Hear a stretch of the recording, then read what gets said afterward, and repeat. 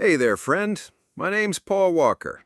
I'm 80 years old, and no, before you ask, I'm not that Paul Walker. No Hollywood, no fast cars, unless you count my old mobility scooter when it's fully charged. Now don't go running off just because you think this is some old guy tells you to drink prune juice and knack lecture. Nah, I wouldn't do that to you. This is a heart-to-heart, a real talk between friends. Think of it like your grandpa sat you down after a good meal, loosened his belt, and said, "All right, kiddo, let me tell you what really matters." You see, hitting 80 isn't for the faint of heart. It comes with a catalog of weird aches, disappearing hairlines, mysterious new noises your joints make, and a whole lot of saying goodbye. But it also comes with something beautiful, clarity. You finally get to see what mattered, what didn't, and what you wish someone had told you when you still had knees that bent without a negotiation. So today, I'm going to share with you my 4 crucial tips for seniors, not from a textbook or a TED Talk, but from the trenches of real life. These tips won't just help you survive these golden years, they'll help you live them. Let's start with the first one, which saved my mind, and probably my marriage too. Tip 1. Stay sharp by staying curious. You ever seen what happens to a knife when you don't sharpen it? It dulls, loses its edge. That's exactly what happens to the brain when you stop feeding it. I had a buddy, Gerald, retired at 62, bought a recliner, and basically became one with it. By 65, he could barely remember his grandkids' names and thought tick-tock was a type of clock you buy at the dollar store. I knew I didn't want to end up like Gerald. So what did I do? I learned Spanish at 70. Yep, Senor Paul Walker reporting for duty. Why Spanish? Because I wanted to order tacos with flair. And also because my neighborhood changed and I wanted to talk to the folks around me. You'd be amazed what a simple "Cómo estás" does to people's faces. I've since taken online courses, history, geography. Heck, I even learned how to play the ukulele. Poorly.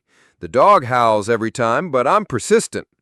Your brain's like an old pickup truck. It'll keep running forever if you fire it up once in a while and give it something new to chew on. You don't need a fancy school, just curiosity.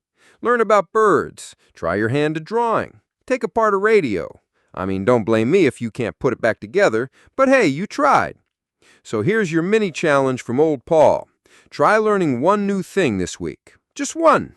Google something random. Learn how to say "I love peanut butter" in French. Do it for you. Keep your mind juicy. And I swear, it'll do more for you than any crossword puzzle ever could. Hook time, my friend. If you're sitting there thinking, I'm too old to learn, let me ask you this. Are you too old to smile? Too old to feel proud? Because that's what learning gives you. It gives you back. Tip 2. Move that body, even if it hurts. Now don't groan, I see that face. I'm not saying run a marathon or become a yoga influencer. Can you imagine me in yoga pants? That's a crime in several states. But listen, friend, movement is medicine, and I learned that the hard way. After I retired, I got lazy. Thought, finally, I get to do nothing. So I did, for months. My back locked up, my hips started clicking like a tap dancer. One day I sneezed and pulled something. That's when I knew this wasn't rest, it was rust. So I started small, first just stretching in the morning. Touch your toes? I could barely see my toes, but I reached anyway. Then I added a little walk around the block, then 2 blocks. Then on a good day, I made it to the bakery and back. And you better believe I rewarded myself with a muffin, a bran muffin. Gotta keep things, moving. And I also started doing these little kitchen counter push-ups. No gym, no lycra, just leaning and pushing while I waited for my coffee to brew. It's not about looking like a model. It's about feeling like yourself. Being able to tie your shoes without sounding like you're giving birth. Getting out of a chair without grunting like a power lifter. And the food? Oh, don't get me started. I used to love fried chicken, smothered pork chops, everything slathered in gravy. Now, I eat greens like a goat. Still get my treats, but I've learned balance. Because this old body might be a fixer-upper, but it's the only ride I've got left. Hook moment. You can skip the workout, sure, but one day you might also skip walking with help.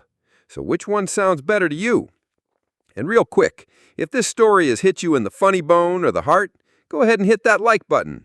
Maybe even drop a comment about what movement works for you. And hey, subscribe, not for me, but for the community we're building, one story at a time. You're not alone in this journey. Tip 3. Don't let loneliness take the wheel. Let me tell you something you already know, but probably don't like to say out loud. Getting old can be damn lonely. After my wife passed when I was 74, I had about 6 months of silence so thick it rang in my ears. I'd go whole days without talking to anyone except the cat.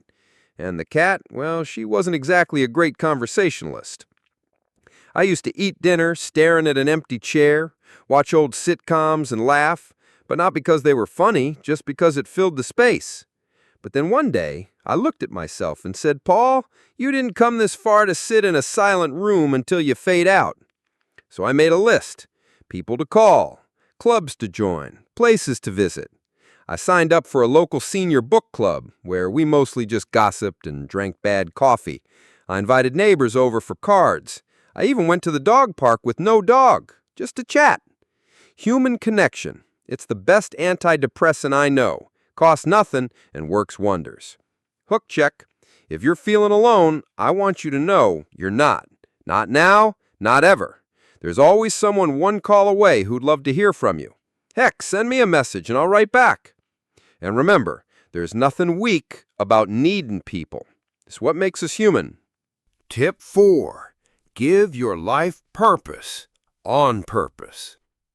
All right, now lean in close, friend, because this one's the crown jewel, the one that changed my life more than any medication, treadmill, or motivational quote ever could.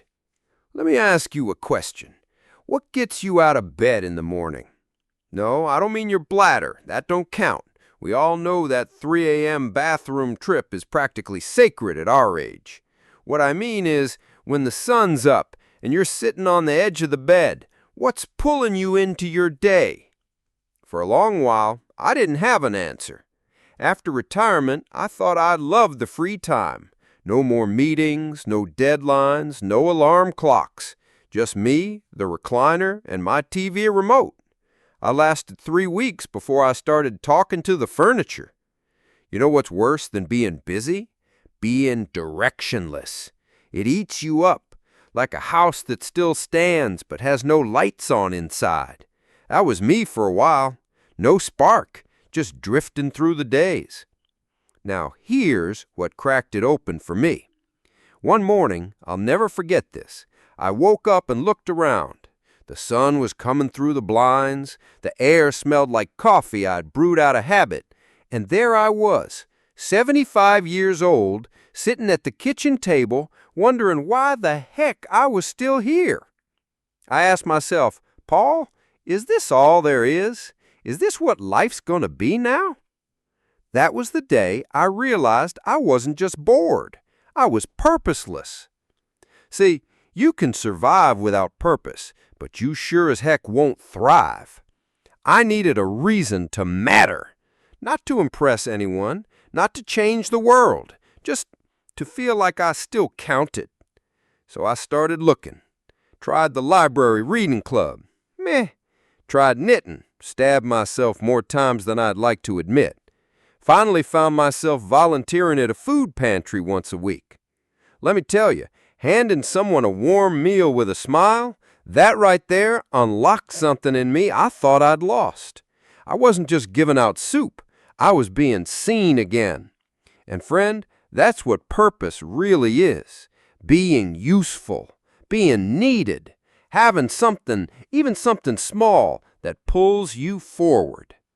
It don't have to be some grand legacy. You don't have to write a book or win a medal.